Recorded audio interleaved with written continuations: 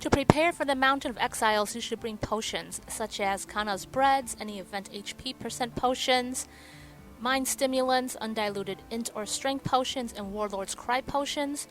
Sandbag requirements for DPS's Sins are 100 billion without pots, and for Satyrs it's 28k.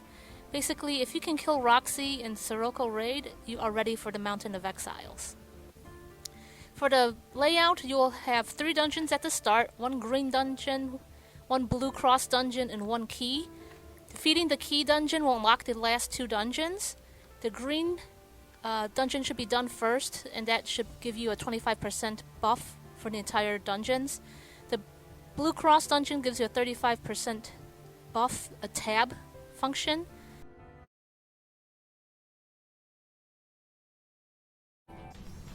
Mia the Druid has 3 major gimmicks. One of the major gimmicks not shown is the Parasite gimmick. If you get hit by it, your entire screen will be tinged red, and you will be vulnerable to friendly fire. So get away from your party members. You want to wait until it's over and then go back into the fray. The second gimmick is that one of the 2 trees will be glowing red or yellow or whatever color, but the color you want to stay in is the green tree, so look for the green tree. It has a safety circle in it. Get in there and wait for the explosion.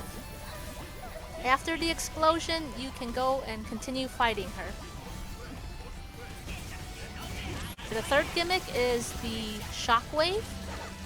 Basically, if you get hit by the shockwaves, you will heal her, so jump over them. After the shockwaves are over, she will send homing thorns. If you get hit, it will heal her. And then finally, she'll suck everybody in and have thorn explosions, avoid it, and kill her.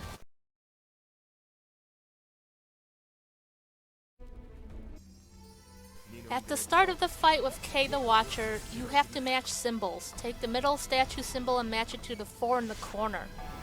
Once the symbols are matched, and this gimmick is done, you can actually begin to fight him.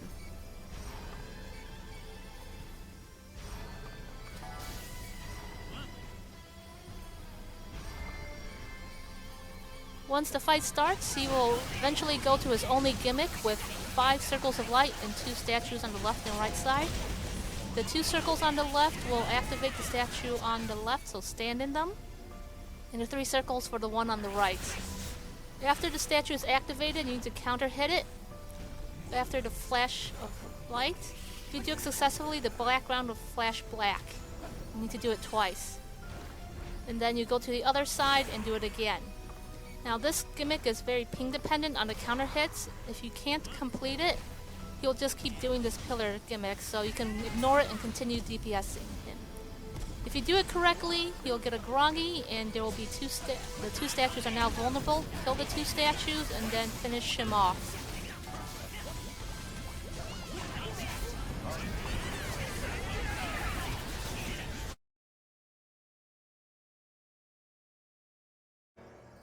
Let the buffer in your party grab the yellow circle and everybody get inside it.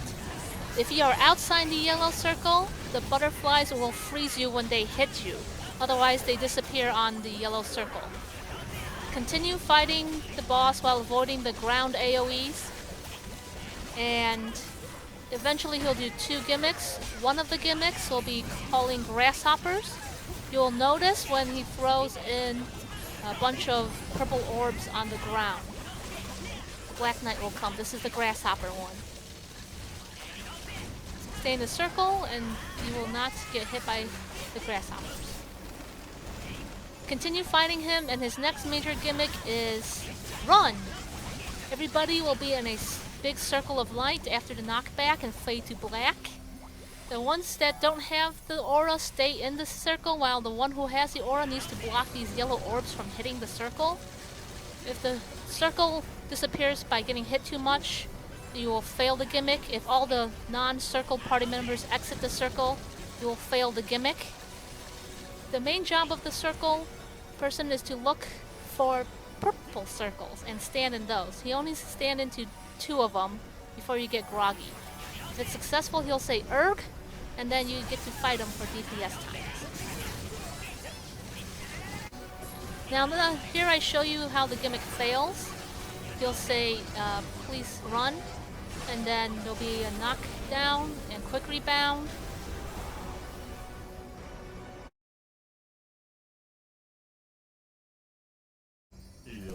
Midnight's Darkness, the Exorcist, has 5 attacks and 2 major gimmicks. So at the beginning, just low your load pretty much, because his groggy is not very long, so it's best to start at the beginning. He has the 2 green dogs that dash across the screen. That's one of his attacks. The other attack, he will summon a red dog that will suck everybody in and explode, run away. He will also summon these talisman orbs. And then his blue dog will roar and rocks will fall from the ceiling, avoid that. And his final attack will be like this black and white yin-yang energy around him. His first major gimmick is this yin-yang thing, stay in the white and break the Nen guard. If you don't break it, you will not get groggy. We did not break it, so after this, we will not get a groggy. Here I show how we do it successfully. Stay in the white, break the Nen guard, it's broken, and then he gets like a 2-second groggy or so. And he heals down, and then you have groggy.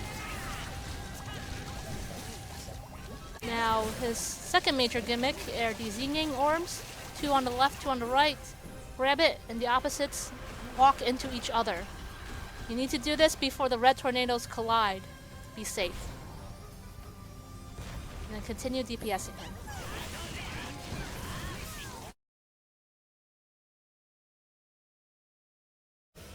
Devastar, the final boss.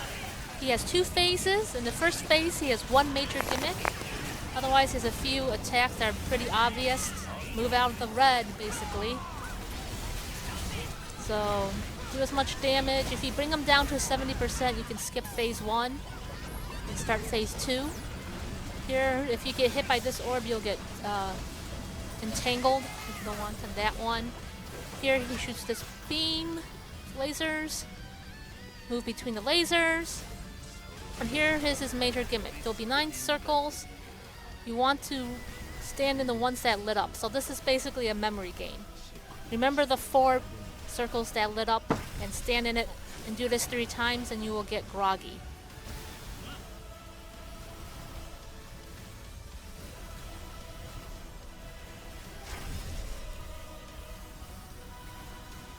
As you can see, there's plenty of time to walk around and get in the circles.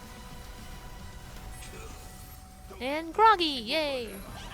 Now we begin phase 2. Phase 2 has 2 major gimmicks and lots of attacks.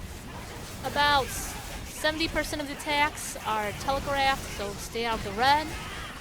And then about the 30% that's not is just like staff attacks. Here's his first major gimmick. By his will, swords rain down. There will be a yellow safety zone at the end. Get in there. This one's pretty quick.